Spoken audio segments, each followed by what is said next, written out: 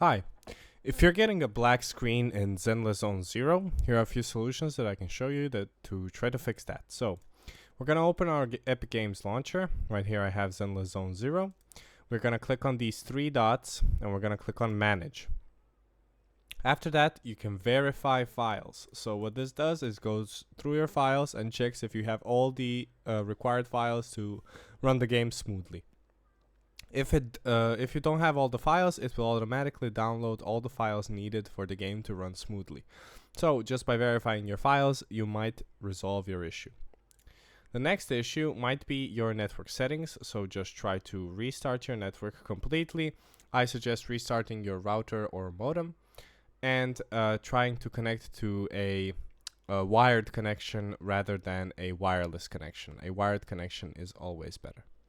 Now, if the verify files and the network don't work, you can go to your firewall and network protection. Just type in firewall in your search bar and you have an option to allow an app through the firewall.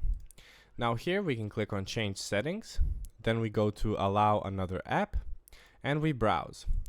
Now we need to find where Zenless Zone is located.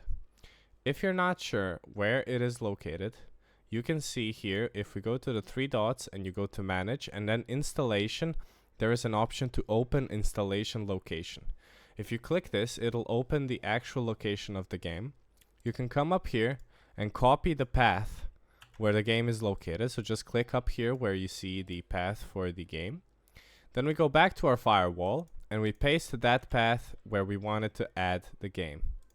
We can press paste it and then click enter, and now here we have the 4 applications that you can actually access. Now what you want to access is HYP, this one on the top that has 152 kilobytes.